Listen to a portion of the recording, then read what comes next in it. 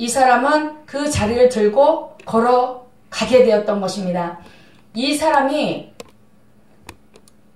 이분이라면 나를 고쳐줄 수도 있는 사람 아닐까라는 생각을 했었고, 또 낳고자 하느냐 물어봤을 때는 이 사람이 나를 저것에 먼저 넣어주려고 나한테 이렇게 물어봤나?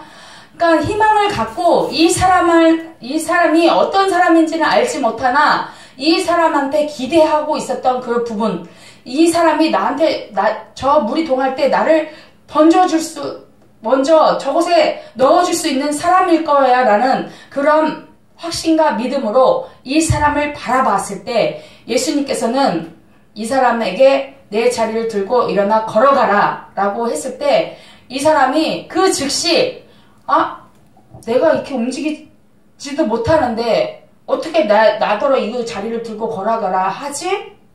라는 의심하지 않았습니다. 그 예수님의 말씀에는 권위가 있고 권세가 있고 능력이 있기 때문에 그 말씀에 바로 순종할 수밖에 없는 그런 어떠한 거부할 수 없는 그러한 능력이 이를 사로잡아서 예수님께서 말씀한 그 즉시 이 사람은 그 자리를 들고 걸어갔을 때 모든 그 38년 동안 이 굳어지고 사람이 좀 이렇게 안 움직이고 굳어진 것은 한 달만이라도 이 손가락을 안 움직이고, 그러니까 제가 예전에 이 기부스 손목에 금이 가서 기부스를 하고 있었거든요. 근데 병원에서 하는 말은 뭐냐면 이것을 기부스를 했었을 때 손가락을 계속 움직여주라는 거예요. 왜냐면 계속 안 움직이면 굳어져서 움직여지지 않을 것이라고 의사가 얘기했는데 이 사람은 38년 동안 그 움직이지 못하는 그 몸을 가지고 있었어요. 그러면 이 사람이 이것을 움직이려고 하면 이 뼈 마디 다 굳어져 있는 몸을 다 주물르고 피고 이렇게 또 움직여보고 이런 것을 해서 이 근육들이 다 움직이지 않았던 그 근육들을 다 해서 움직일 수 있도록 힘줄과 근육 이런 모든 것이 이렇게 걸어갈 수 있는 그 힘을 더해야 되는데 이 중풍병 예수님의 그 말 한마디에 이 모든 세포 근육들이 다 그냥 정상적으로 회복되어서 바로 일어나서 걸어갈 수 있는 그런 몸 상태로 예수님께서는 고쳐주신 것입니다. 예전에 제가 목사님의 간증을 들을 때 목사님이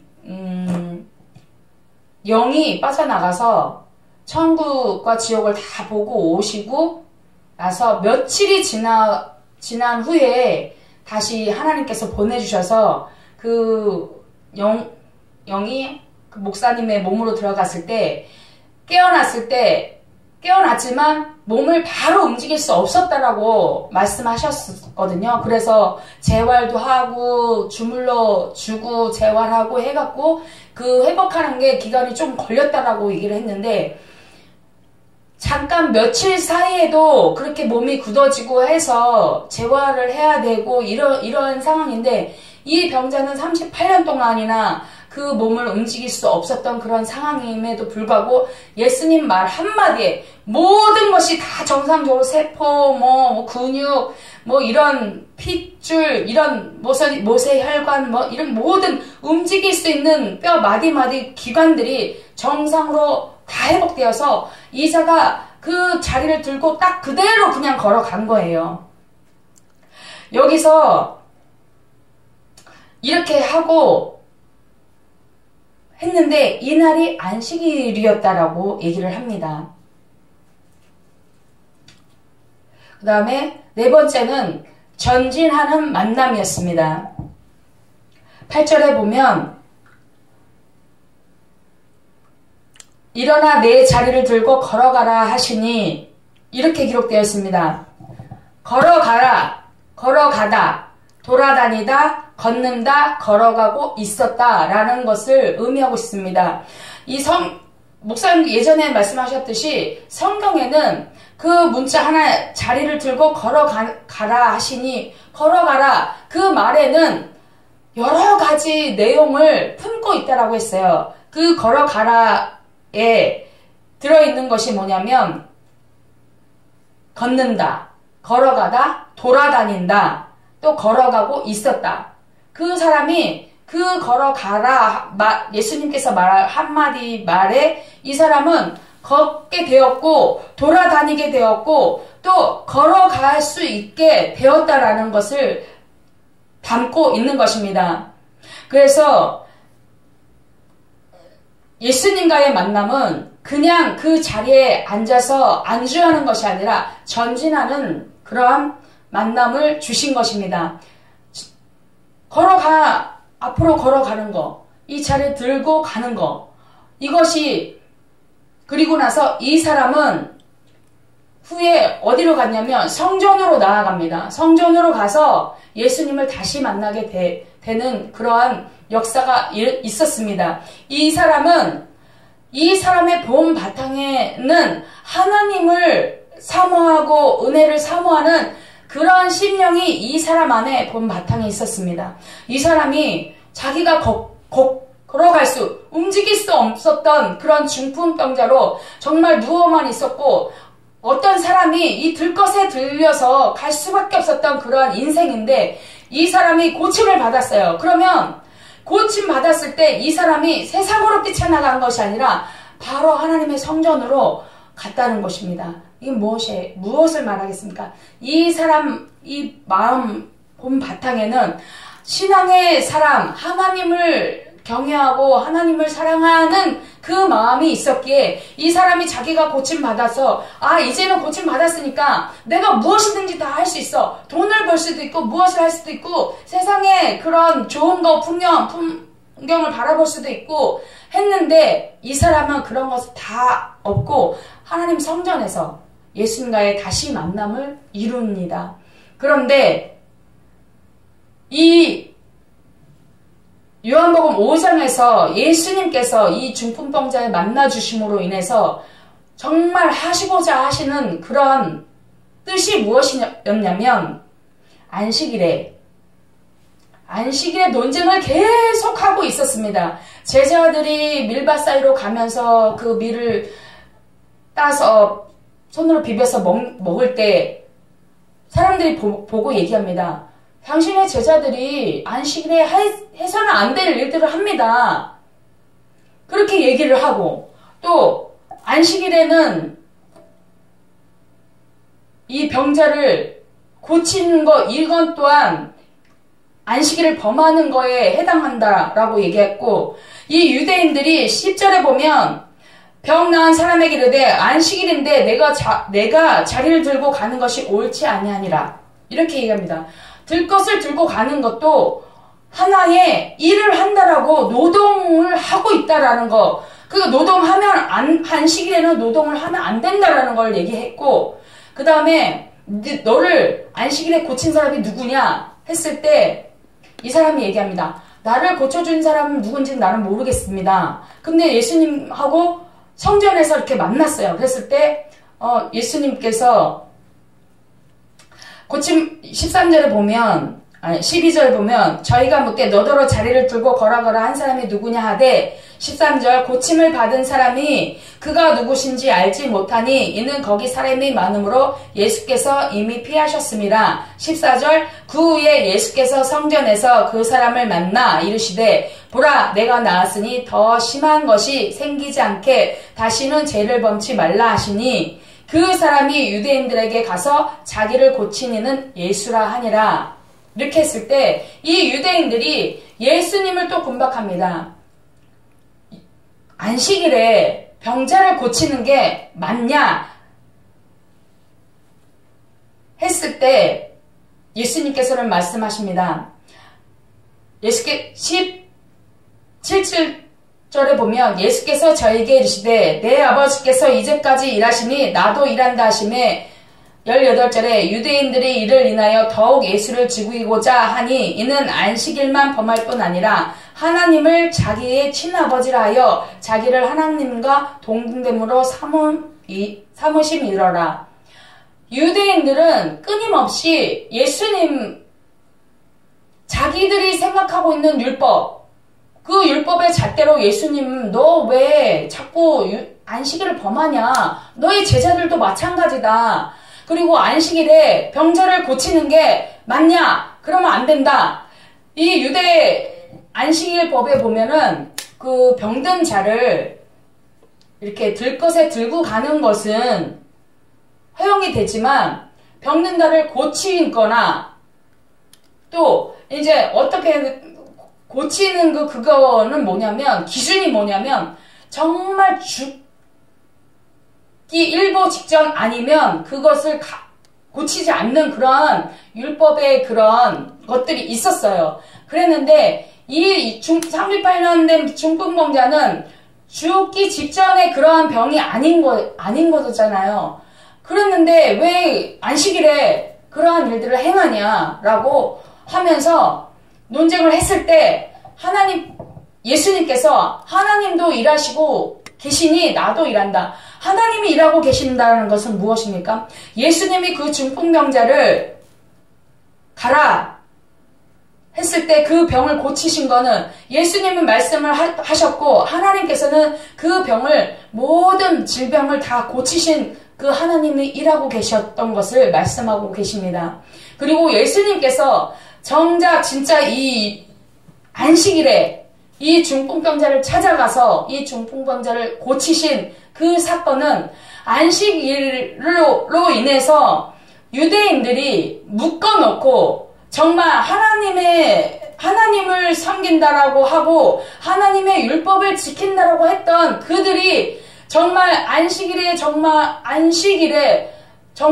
그 안식일에 대한 하나님의 진정한 뜻이 무엇인지 알지 못하고 그냥 사람들이 정한 그 율법에 의해서 그 율법을 정말 하나님의 관점에서 바라보고 하나님의 관점으로 해서 지키는 것이 아니라 하나님을 사랑하고 하나님이 주신 그 계명을 지키고자 원하여서 했던 것이 아닌 율법을 나는 하나님을 섬기고 있어. 그래서 하나님께서 주신 이 율법을 나는 지킬 의무가 있어 라고 해서 그 의무감으로 또는 그 유대의 법에 내가 어긋나는 행동을 하면 안 된다라는 그런 율법주의, 그러니까 율법을 내가 감사해서 하나님이 주신 그 법을 내가 지킴으로 인해서 내가 하나님을 더 가까이 만나고 하나님을 사랑하고 그런 것이 아닌 율법주의, 내가 이거를 지켜서 내가 하나님을 기쁘게 해야지 하는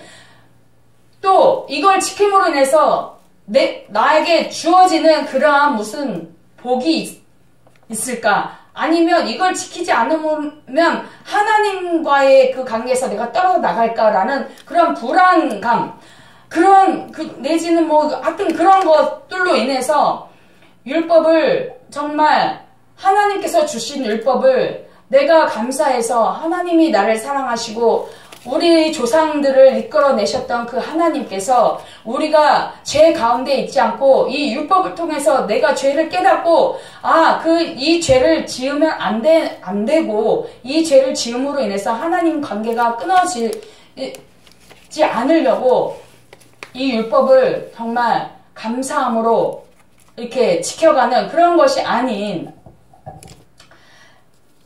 자기에게 내가 무엇을 해서 하나님을 어떻게 해주겠다라는 그런 자기 위주의 그러한 율법주의로 살아가는 이들을 깨트리고 정말 그런 것을 부시기 위해서 예수님께서는 이 일을 하신 것입니다.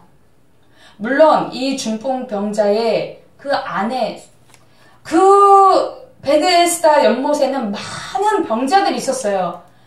그 많은 병자들 중에서 특별히 이 38년 된 중풍병자를 찾아가시고 하셨던 것은 이 중풍병자는 자기가 고침받았을 때 10문둥병자를 고쳤을 때 한 문둥병자가 예수님께 와서 살해하고 그 영혼을 구원받았던 것처럼 그 9이 다 떠나갈 줄 알았던 거예요. 예수님은 모든 것을 먼저 아시는 그 하나님이 먼저 보고 그 속에 사람의 속에 너무나 먼저 아신 그 하나님이 이 중풍병자의 그 안에 들어있던 신앙의 그런 뿌리라고 할까? 뭐 그런 것을 예수님께서는 먼저 보시고 아셨던 거예요.